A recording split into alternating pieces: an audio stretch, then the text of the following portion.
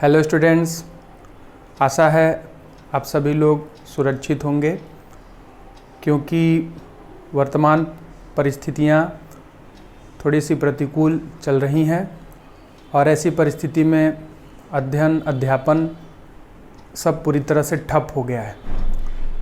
Corona की दूसरी wave ने सभी को डायरेक्टली और इनडायरेक्टली प्रभावित किया है। सभी किसी न किसी तरीके से इससे प्रभावित हुए हैं।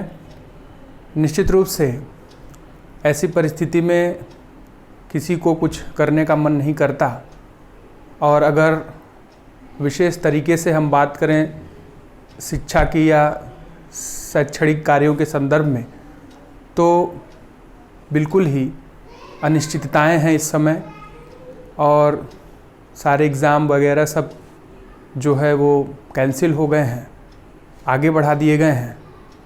अभी पूरा ध्यान सभी का अपने स्वास्थ्य पर है और निश्चित रूप से आप भी सुरक्षित रहें, स्वस्थ रहें, यही कामना है।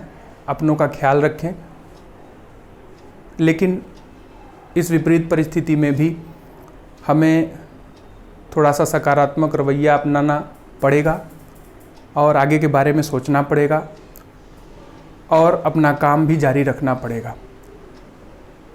तो निश्चित रूप से हमें अपने विचारों को थोड़ा सा डाइवर्ट करना पड़ेगा और सकारात्मक सोचना पड़ेगा। तो इसी संदर्भ में हम ने इससे पहले अभिप्रेरणा या मोटिवेशन के बारे में जाना था अपनी पिछली क्लास में और वहाँ पर आपसे ये बात हुई थी कि हम अपने अगली क्लास में अभिप्रेरणा की जो थ्योरीज़ हैं या मोटिवेशन के जो सिद्धांत हैं उनके बारे में हम लोग जानेंगे। और आपको मैंने ये भी बताया था कि मोटिवेशन की कई सारी थ्योरीज़ हैं और इसे कई सारे लोगों ने अपने अपने तरीके से बताया है। सबका अपना अपना व्यू है। उनमें से जो कुछ महत्वपूर्ण थ्योरीज़ हैं हम उनको जानने वाले हैं, उनका अध्ययन करने वाले हैं। और अपने पिछले क्लास में हम लोगों ने अभिप्रेरणा के संदर्भ में जितनी बातें जानी थी, आपको बताया गया था कि कार्य करने के लिए अभिप्रेरणा का बहुत महत्व होता है।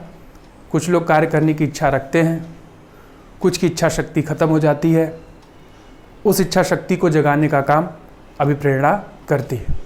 अभिप्रेरणा के दो रूप देखने को मिलते हैं, वित्तीय अभिप्रेरणाएँ और अवित्तीय अभिप्रेरणाएँ, और दोनों ही हायर ऑर्डर और लोअर ऑर्डर नीड से संबंधित है।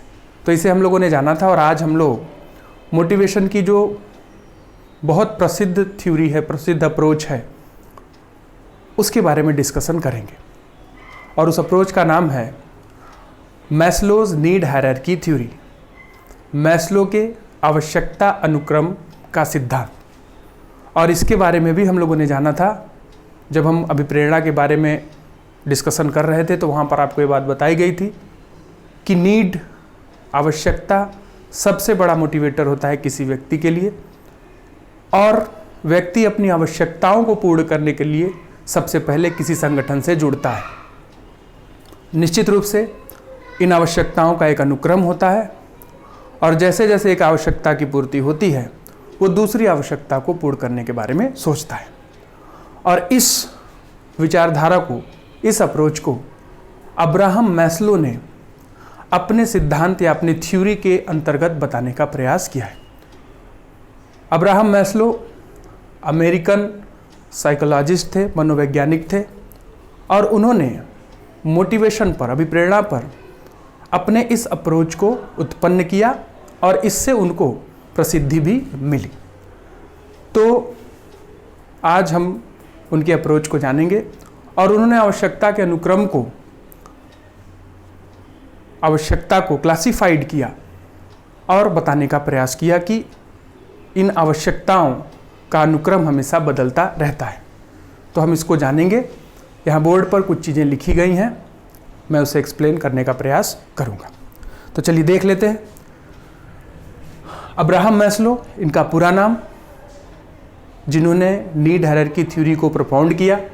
इनका जन्म 1 अप्रैल 1908 को और इनकी मृत्यु 8 जून 1970 को हुई थी। He was an American psychologist, was a psychology professor at Alliant international university. तो अभी मैंने आपको बताया कि अब्राहम मैस्लो एक अमेरिकन साइकोलॉजिस्ट थे और वो साइकोलॉजी के प्रोफेसर थे Alliant international university, Brooklyn college and Columbia university में भी उन्होंने अपनी सेवाएं दी थी। A hierarchy of need present in every person, उन्होंने बताया कि आवश्यकता का एक अनुक्रम हर व्यक्ति के अंदर मौजूद होता है। At a point of time, his behavior reflects desire to satisfy the strongest needs. और विभिन्न तरह की परिस्थितियों में जो उसका व्यवहार होता है, जो उसकी सबसे मजबूत आवश्यकता होती है, सबसे आवश्यक आवश्यकता होती है, वह उसे रिफ्लेक्ट करती है या प्रभावित करती है। Once that need is satisfied, he works for the next strongest needs. जब उसकी एक आवश्यकता की पूर्ति हो जाती है, वो अपनी अगली आवश्यकता को पूर्ण करने के बारे में सोचता है। दो normally people satisfy their needs in order of hierarchy, यद्यपि लोग अपनी आवश्यकताओं को एक अनुक्रम में संतुष्ट करते हैं या सेटिस्फाई करते हैं, starting from lower level to higher level, और इसकी शुरुआत नीचे से ऊपर मतलब लोअर लेवल से हायर लेवल तक होती है या जाती है। अनुक्रम लोअर लेवल से हायर लेवल तक जाता है। They may not always follow this order, और हो सकता है कभी कभी कि ये या इस ऑर्डर को हमेशा अनुपालन इसका न किया जाए। मतलब ये भी हो सकता है कि वो लोअर लेवल से हायर लेवल पे जाए, ठीक है, ये जरूरी नहीं है, सबके लिए अलग अलग होता है और इसमें कोई सर्टेनिटी नहीं है, निश्चितता नहीं है। उन्होंने नीड्स को क्लासिफाई किया 5 पार्ट में। The needs in the order of priority are, आवश्यकताओं की जो प्रमुखता होती है प्रायोरिटी बेसिस पर। फिजियोलॉजिकल नीड्स, उन्होंने सबसे पहले नीचे से फिजियोलॉजिकल नीड्स को सबसे ऊपर रखा, सबसे नीचे रखा। फिजियोलॉजिकल नीड्स का मतलब होता है मूलभूत आवश्यकताएं, फिर सेफ्टी नीड्स, सुरक्षा की आवश्यकताएं, ईगो नीड्स, अहम की आवश्यकताएं, और self actualization needs. Self actualization का मतलब आत्मबोध, और ये वो स्टेज होता है जहाँ पर हमें सारी चीज़ें मिल जाती हैं और फिर हम चैलेंज या चुनौतियों के बारे में सोचते हैं।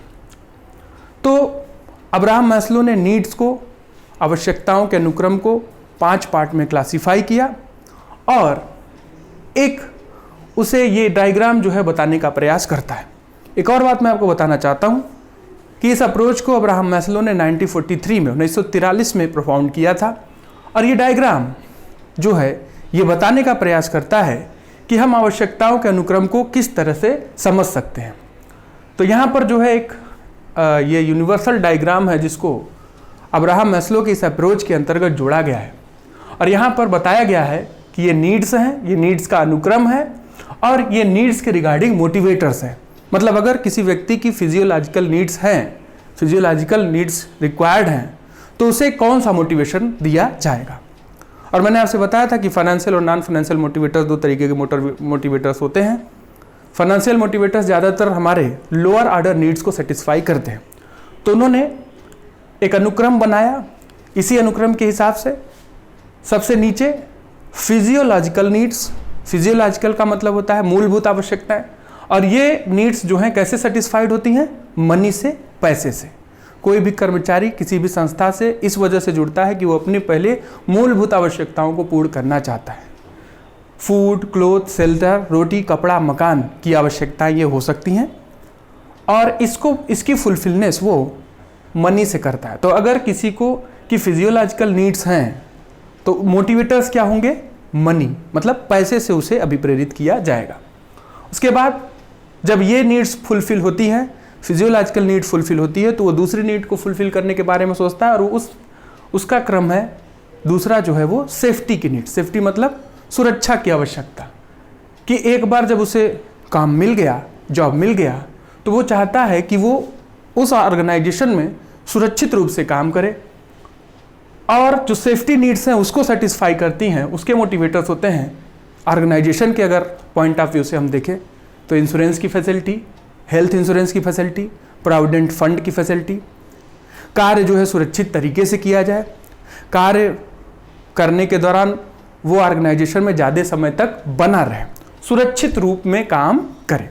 तो फिजियोलॉजिकल नीड्स जब फुलफिल होती है तो वो सेफ्टी नीड्स के बारे में सोचता है, और सेफ्टी नीड्स के जो मोटिवेटर्स हैं, ऑर्गेनाइजेशन में अगर कर्मचारी जुड़े तो फैसिलिटीज़ दी जाती हैं उनको, इंश्योरेंस की फैसिलिटी दी जाती है, मेडिकल फैसिलिटी दी जाती है, हेल्थ इंश्योरेंस की फैसिलिटी दी जाती है, प्रोविडेंट फंड की फैसिलिटी दी जाती है, और इससे वो अपने आप को सुरक्षित महसूस करते हैं। मैस्लो ने तीसरा अनुक्रम सोशल नीड्स को रखा, और जब सेफ्टी नीड्स की फुलफिलनेस हो जाती है तो व्यक्ति सामाजिक आवश्यकताओं को पूर्ण करने के बारे में सोचता है। आपको भी पता है man is a social animal, और कभी भी हम उसे इससे अलग नहीं कर सकते। वो चाहता है कि समाज में उसे लोग रिकॉग्नाइज करें, वो लोगों से मेल जोल करे, दोस्ती का, सामाजिकता का व्यवहार वो बनाए। तो जो सोशल नीड्स हैं वो कैसे फुलफिल होंगी, कौन से मोटिवेटर्स होंगे? Harmonious working relationship. तो संस्था में जो काम करने वाले कर्मचारी होंगे वो उनके साथ एक इनफॉर्मल रिलेशनशिप, एक हारमोनियस रिलेशनशिप अगर उसके साथ डेवलप हो तो वो इस नीड को वो सेटिस्फाई करता है, और उसके मोटिवेटर्स हमारे harmonious working relationship, informal relationship हो सकते हैं। जब सोशल नीड्स फुलफिल हो जाती हैं तो वो ईगो, अहम की आवश्यकता को पूर्ण करने के बारे में सोचता है। ईगो दो तरीके का होता है, एक उसका सेल्फ ईगो होता है और एक पब्लिक ईगो। सेल्फ ईगो का मतलब स्वयं के लिए, और पब्लिक का मतलब लोगों के अंतर्गत। और जो इसका मोटिवेटर्स है वो है प्रेस्टिजियस जॉब पोजीशन, मतलब ऑर्गेनाइजेशन के अंदर उसे एक अच्छा पद मिले, लोग उसे रिकॉग्नाइज करें, लोग उसे सैल्यूटेट करें, ये उसकी इच्छा होती है। तो ईगो की नीड को फुलफिल करने के लिए उसे जॉब पोजीशन, अच्छी जॉब पोजीशन अगर मिलती है तो वो ये आवश्यकता को फुलफिल कर लेता है। और लास्ट जो उन्होंने सबसे ऊपर जिस हायरार्की ऑफ नीड में जिसको सबसे ऊपर रखा वो था सेल्फ एक्चुअलाइजेशन, जिसे हम आत्मबोध बोलते हैं। और सेल्फ एक्चुअलाइजेशन वो नीड होती है जहाँ पर हमें सारी चीज़ें मिल जाती हैं तो फिर एक व्यक्ति चैलेंजिंग जॉब के बारे में सोचता है, चुनौती लेने के बारे में सोचता है, चैलेंज लेने के बारे में सोचता है। तो ये वो लेवल है, वो ऑर्डर है जहाँ पर उसे अवसर मिले चैलेंजिंग और इनोवेटिव जॉब करने के लिए, नई नई चुनौतियों को फेस करने के लिए। और ये तभी हो पाएगा जब ये चारों आवश्यकताएं उसकी पूर्ण हो सकेंगी। और यहाँ पर ये बताया गया है कि ये जो आपका फिजियोलॉजिकल, सेफ्टी और सोशल नीड्स है ये हमारा लोअर ऑर्डर नीड्स हैं। तो मैंने आपको बताया था ना, फाइनेंशियल और non financial motivation. Financial motivation ज़्यादातर हमारा लोअर ऑर्डर नीड को सेटिस्फाई करता है, तो फिजियोलॉजिकल, सेफ्टी और सोशल नीड्स जो है वो उससे सेटिस्फाइड होती हैं। जो हमारी हायर ऑर्डर नीड्स हैं, जब हमें ये सारी चीज़ें मिल जाती हैं तो हम अपनी उच्च आवश्यकताओं को पूर्ण करने के बारे में सोचते हैं। और ये आवश्यकताएं हमारी हो सकती है हमारी अहम की आवश्यकताएं, अपने आप को सेटिस्फाई करना, लोगों के सामने अपना एक सम्मानीय स्थिति बनाना, और इसको रखा गया है हायर ऑर्डर नीड की कैटेगरी में। ठीक है, तो आपका फिजियोलॉजिकल, सेफ्टी और सोशल नीड ये लोअर ऑर्डर नीड्स है, और ईगो और self actualization higher order needs हैं। ये नीड्स हैं और ये मोटिवेटर्स, मतलब अगर ये लेवल पे होगा व्यक्ति तो उसे इन मोटिवेटर्स से मोटिवेट किया जाएगा और कार्य करने के लिए अभिप्रेरित किया जाएगा। अब्राहम मैस्लो की ये थ्योरी बहुत प्रसिद्ध है और हर जगह इसका विवरण दिया जाता है।